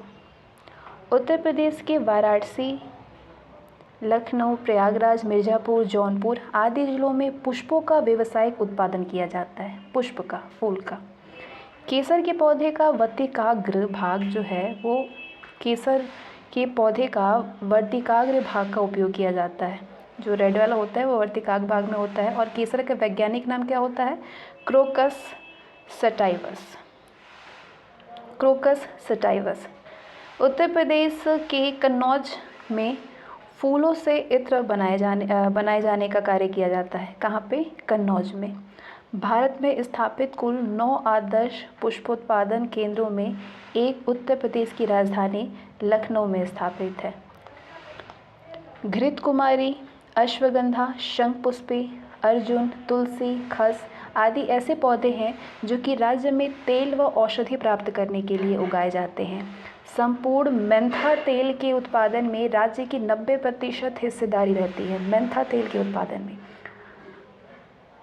मेंथा पौधे के पत्ते से तेल निकाला जाता है। मेंथा पौधा जो होता है उसके पत्ते से तेल निकाली जाती है, और राज्य के रामपुर, बदायूं और बाराबंकी में मेंथा तेल उद्योग की स्थापना की गई है। कहाँ पे? रामपुर में, बदायूं में और बाराबंकी में। इस पौधे को अधिक ताप व जल की आवश्यकता होती है, इसलिए गर्मी में मेंथा का उत्पादन अच्छा होता है। मेंथल ऑयल शुद्धता की जांच करने के लिए कन्नौज में fragrance and flavour development centre की स्थापना की गई है। कहाँ पे की गई है? कन्नौज में की गई है, मेंथल ऑयल शुद्धता की जांच के लिए। राज्य में हर्बल गार्डन योजना के अंतर्गत गोरखपुर, वाराणसी, बलिया, गोंडा, मथुरा, झांसी आदि जिलों में हर्बल गार्डनों की स्थापना की जा रही है। राज्य के 18 जिलों में हर्बल गार्डन योजना के तहत हर्बल गार्डनों की स्थापना की जा रही है। राज्य के मेरठ और सहारनपुर मंडलों में निजी तौर पर एलोवेरा, आंवला, अश्वगंधा, ब्राह्मी आदि की खेती व्यापक पैमाने पर की जा रही है। नोट: केसर के पुष्प के वर्तिकाग्र भाग का उपयोग किया जाता है। जैसा कि आपने जाना, वर्तिकाग्र भाग का हम लोग उपयोग करते हैं केसर का, जो रेड वाला हिस्सा होता है।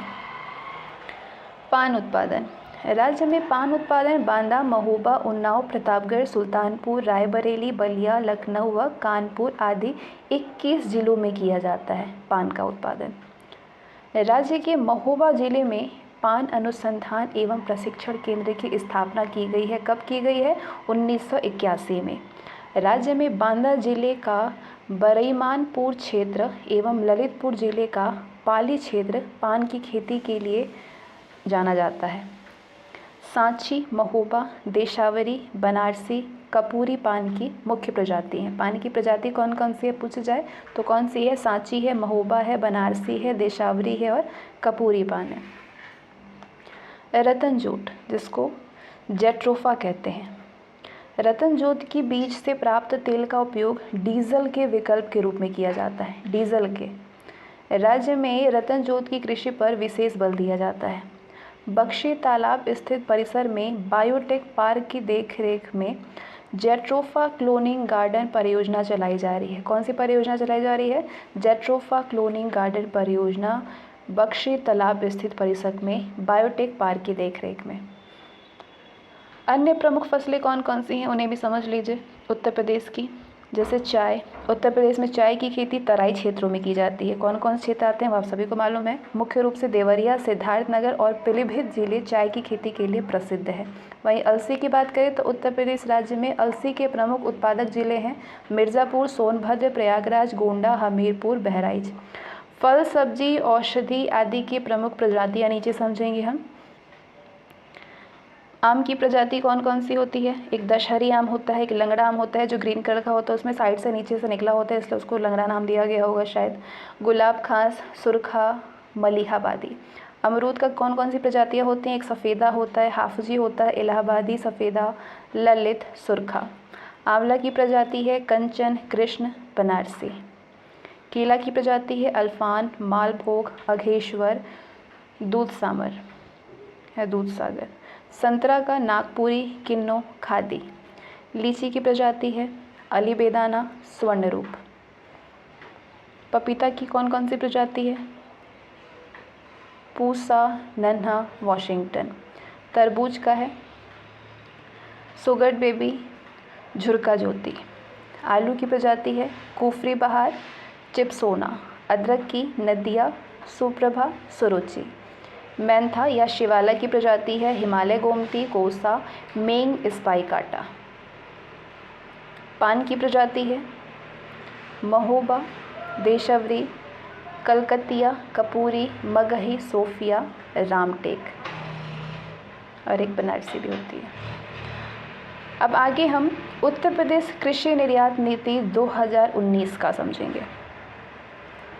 उत्तर प्रदेश कृषि निर्यात नीति 2019 क्या है? ये राष्ट्रीय कृषि निर्यात नीति के लक्ष्यों की प्राप्ति के लिए उत्तर प्रदेश कृषि निर्यात नीति 2019 बनाई गई है।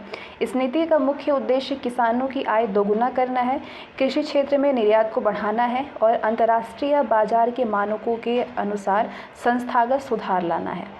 इसका एक प्रमुख उद्देश्य वैश्विक अवसरों से जुड़ी जानकारी को किसानों तक पहुँचाना है। इस नीति के तहत 2024 तक 2524 मिलियन डॉलर के वर्तमान निर्यात मूल्य को दोगुना करना है, यानी लगभग 17.591 करोड़ रुपीस। इस नीति के तहत क्लस्टर फार्मिंग को बढ़ावा दिया जाएगा और इसके लिए सब्सिडी का प्रावधान किया जाएगा, छूट दी जाएगी। नई कृषि नीति 2019 में लाई गई थी, नई कृषि नीति 2013। इस नीति में का उद्देश्य प्रदेश को नई कृषि नीति 2013 का उद्देश्य प्रदेश को देश के खाद्यान्न भंडार रूप में परिवर्तित कर खाद्य एवं पोषक तत्व सुरक्षा तथा ग्रामीण जीवन में गुणात्मक सुधार कर ग्रामीण जनमानस को बिना पर्यावरणीय क्षरण के आर्थिक वृद्धि और खुशहाली को सुनिश्चित करना है। नई कृषि नीति पूछी जाती है 2013। इसका उद्देश्य क्या है? कृषि क्षेत्र में 5.1% की वृद्धि दर प्राप्त करना, समुचित इको फ्रेंडली यानी पर्यावरण हितैषी कृषि पद्धति को विकसित और बहुप्रचारित कर मृदा स्वास्थ्य में सुधार एवं कृषि परिवार की आय में वृद्धि करना है। इस नीति का उद्देश्य खाद्य एवं पोषण के मुख्य आधार को बना करके कृषि विविधीकरण के माध्यम से उच्च मूल्यवर्धित क्रियाओं के द्वारा कृषकों की आय में वृद्धि करना है। बीज, उर्वरक, कीटनाशक, कृषि यंत्र, खाद्य प्रसंस्करण और विपणन की आधारभूत सुविधाओं का विकास करना है। कृषि नीति 2013 का उद्देश्य। राज्य में कृषि निर्यात जोन कौन से हैं? आम एवं आलू की फसलों के निर्यात को प्रोत्साहन देने के लिए केंद्र सरकार के द्वारा 7 नवंबर 2001 को उत्तर प्रदेश में 2 कृषि निर्यात क्षेत्रों की स्थापना लखनऊ आम के लिए और आगरा आलू के लिए की गई थी। तो लखनऊ में की गई है कृषि निर्यात क्षेत्र की स्थापना और आगरा में, लखनऊ में आम के लिए और आगरा में आलू के लिए, ध्यान रखिएगा। सहारनपुर में दिसंबर 2001 में कृषि निर्यात क्षेत्र की सूची में सहारनपुर को शामिल किया गया है आम के लिए। उत्तर प्रदेश राज्य में इन कृषि निर्यात क्षेत्रों में निम्न जनपद शामिल है। कौन कौन से? लखनऊ आम के लिए, सीतापुर, बाराबंकी, हरदोई, उन्नाव। सहारनपुर आम के लिए अगर बात करें, मतलब आम के लिए उत्तर प्रदेश में कृषि निर्यात कौन कौन से देश हैं, क्षेत्र हैं? लखनऊ है, सीतापुर है, बाराबंकी है, हरदोई है और उन्नाव है। सहारनपुर में आम के लिए सहारनपुर है, मुजफ्फरनगर है, मेरठ है, बागपत है, बिजनौर है और बुलंदशहर है। आलू के लिए कौन से क्षेत्र हैं? आगरा है, फर्रुखाबाद, कन्नौज, हाथरस, मेरठ और बागपत। तो कृषि के बाद हम पशुपालन को समझते हैं। उत्तर प्रदेश को ग्रामीण अर्थव्यवस्था में पशुपालन का विशेष महत्व है। उत्तर प्रदेश का ये क्षेत्र आर्थिक रूप से कमजोर परिवारों के रोजगार और आय का प्रमुख साधन होता है।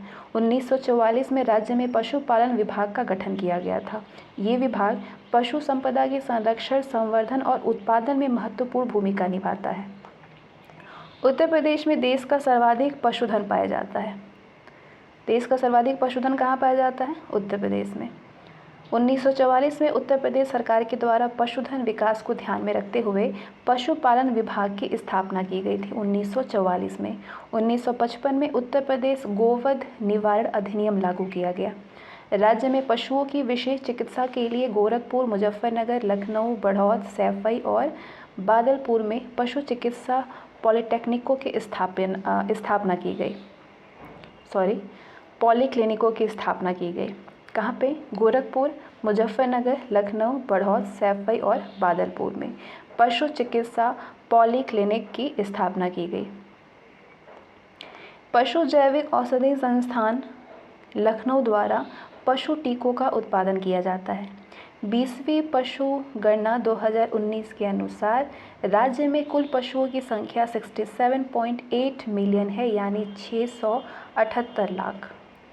20वीं पशुधन गणना 2019 में हुई थी। देश में सर्वाधिक पशु संख्या का प्रतिशत उत्तर प्रदेश में ही है। 19वीं पशु गणना कब हुई थी? 2012 में।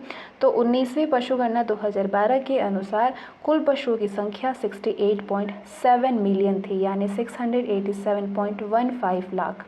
तो इस प्रकार पशुओं की संख्या में इन दो पशु गणना के बीच कमी आई है।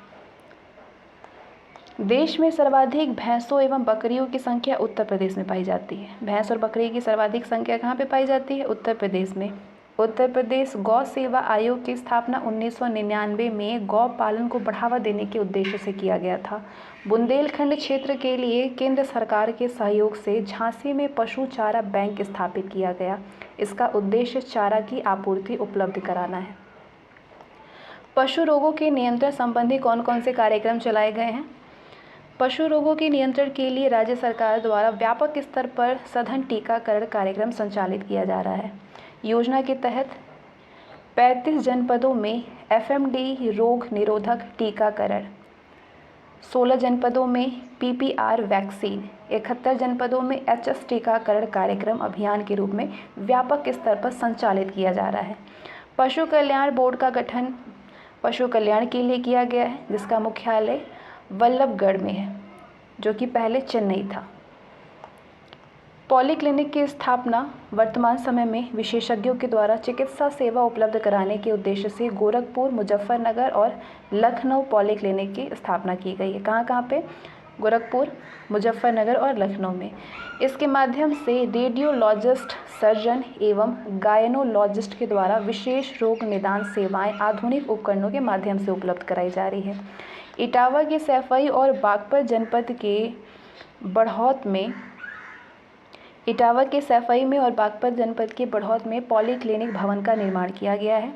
वर्ष 2010-11 में प्रत्येक मंडल स्तर पर पॉलीक्लिनिक की स्थापना करने का प्रस्ताव था। National project on rinderpest eradication programme, ये केंद्र सरकार की योजना है। National project on rinderpest eradication programme. Rinderpest पशुजनित एक घातक बीमारी है। इस बीमारी को फैलने से रोकने के लिए national project on rinderpest eradication programme संचालित किया गया है। हालांकि उत्तर प्रदेश में इस बीमारी पर पूरी तरह से निरंतर पाया जा चुका है नियंत्रण, लेकिन भविष्य में ये बीमारी फिर से ना फैले इसके लिए पशुओं पर व्यापक निगरानी रखने के लिए ये कार्यक्रम संचालित किया जा रहा है। दुग्ध उत्पादन।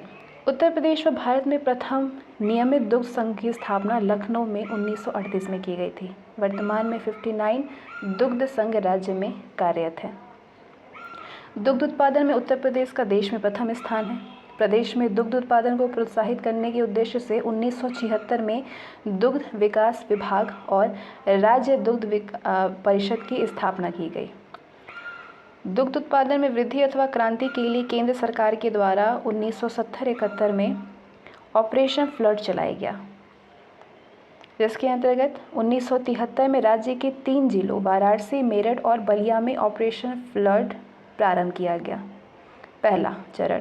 इसके बाद 30 जिलों को ऑपरेशन फ्लड द्वितीय और तृतीय में शामिल किया गया और शेष जिलों में 1992 में दुग्ध संघ की स्थापना की गई।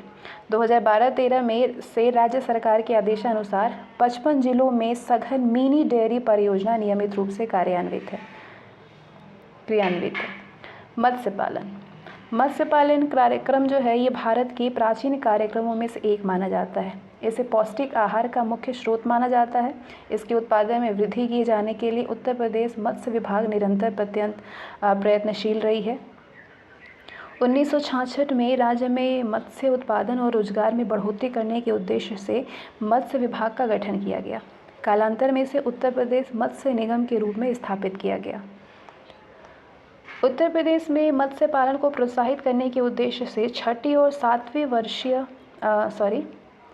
उत्तर प्रदेश में मत्स्य पालन को प्रोत्साहित करने के उद्देश्य से छठी और सातवीं पंचवर्षीय योजना के अंतर्गत प्रदेश स्तर पर उत्तर प्रदेश मत्स्य जीवी सहकारी संघ लिमिटेड, जिला स्तर पर जिला सहकारी मत्स्य विभाग और विपणन फेडरेशन तथा पंचायत स्तर पर प्राथमिक मत्स्य जीवी सहकारी समितियों का त्रिस्तरीय ढांचे का गठन किया गया है।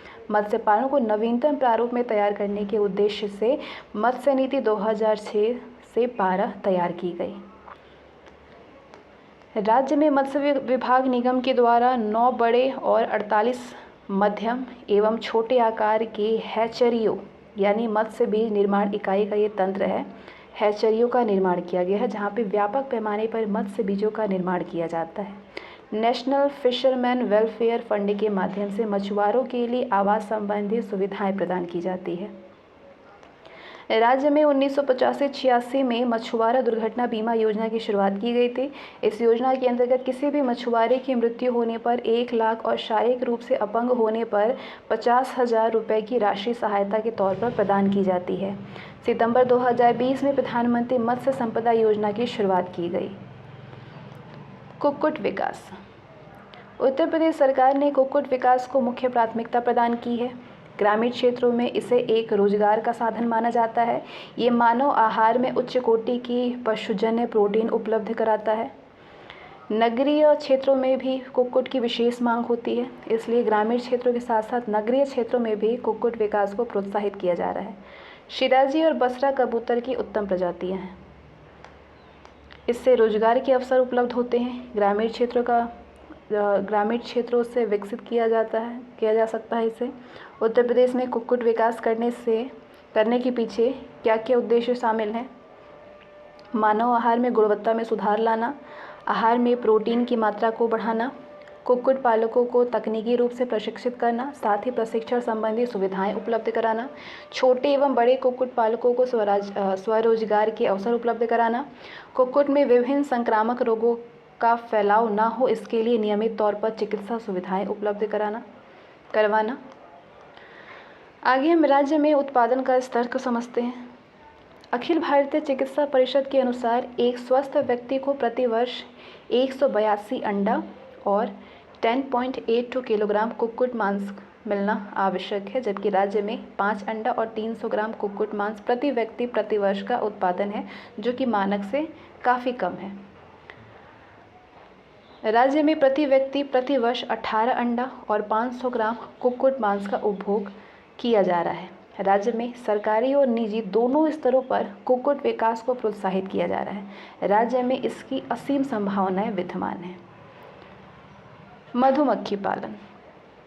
उत्तर प्रदेश में मधुमक्खी पालन एवं सहायक कुटीर उद्योग है।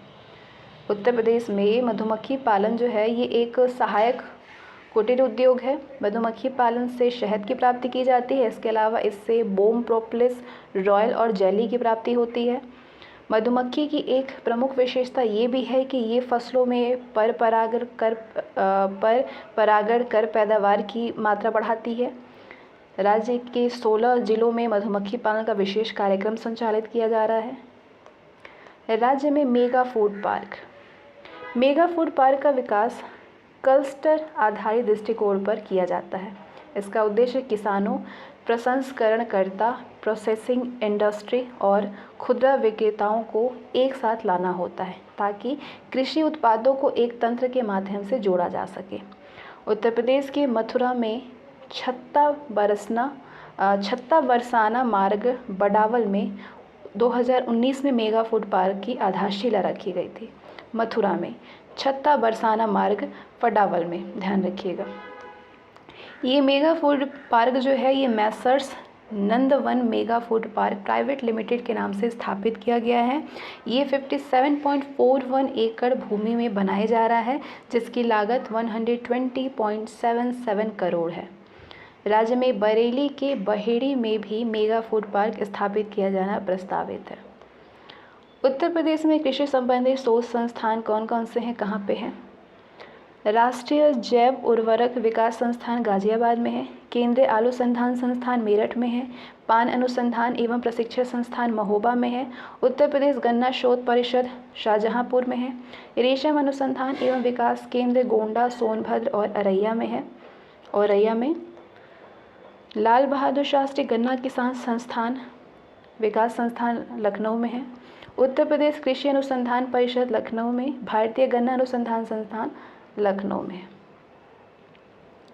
इसके साथ ही आज का ये उत्तर प्रदेश की कृषि को हम लोग अच्छे से समझे। कृषि, पशुपालन, मत्स्य पालन, सारी चीज़ों को हम लोग समझ चुके हैं। अब इससे रिलेटेड जितने क्वेश्चन बन सकते हैं उस क्वेश्चन को हम लोग अगले सेशन में सॉल्व किया जाएगा। तो आज के लिए बस इतना ही। आई होप बहुत ज़्यादा यूज़फुल हो ये video. Thank you so much. Bye.